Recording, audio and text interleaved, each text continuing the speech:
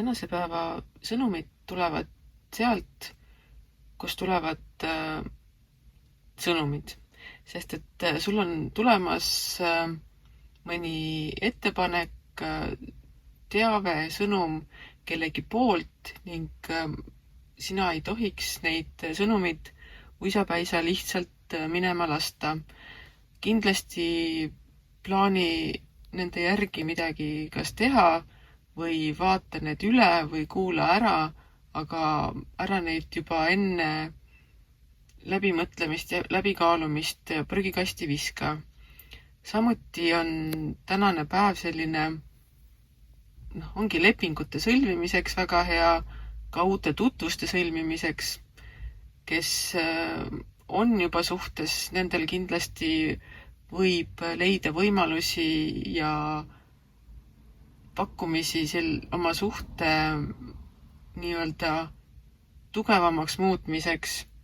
Samuti võib-olla otsustate nii-öelda ametlikult sõlmida oma suhte,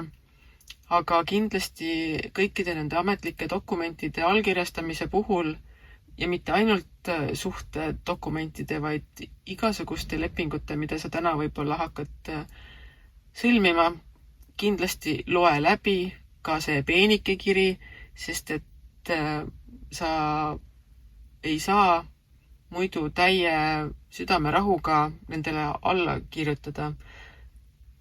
See ei tähenda muidugi, et keegi tahab sul kindlasti lepinguga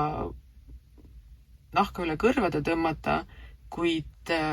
kindlustunne ise oma valikute suhtes on alati parim võimalik viis. Ning see sõnumitooja võib tulla sulle ka samamoodi kuidagi ootamatult, tõenäoliselt tuleb kiiresti ja tõenäoliselt ongi ootamatu, sest et need energiad, mis liiguvad, on sellised aktiivsed ja samas sina ei tohiks nende aktiivsete pealt teha, nagu ma enne juba ütlesin, uisapäisa otsuseid, vaid need otsused isegi nende sõnumite vastuvõtmisel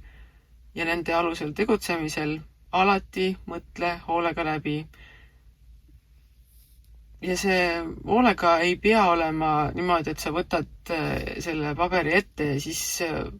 loed läbi ja vaagid seda 3, 4, 5, 6, 7 kuud, vaid ikkagi need otsused tuleb teha võimalikult kiiresti, kas siiapoole või sinnapoole, ning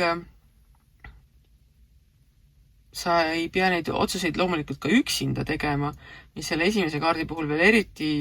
tore ongi see, et sul on neid kaaslaseid, kelle poole pöörduda, kui sul on abi vaja, ja abi küsimine ei ole samuti mingisugune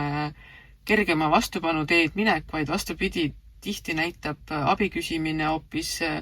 sinu tugevust, sest et sa julgesid tulla oma mugavustsoonist välja ning näidata, et sa ei ole mingi imeinimene, et sa ei saagi kõigega hakkama ja me ei peagi saama kõigega ise hakkama. Sellepärast meil ongi suhted, meil on perekond, meil on suguvõsa,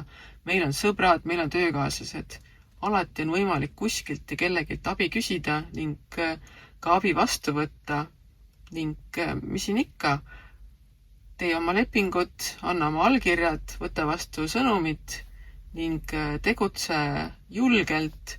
samas läbimõeldult ning sa ei pea seda tegemist tegema üksi. Kutsu sõbrad appi, kutsu perekond appi ning usalda elu.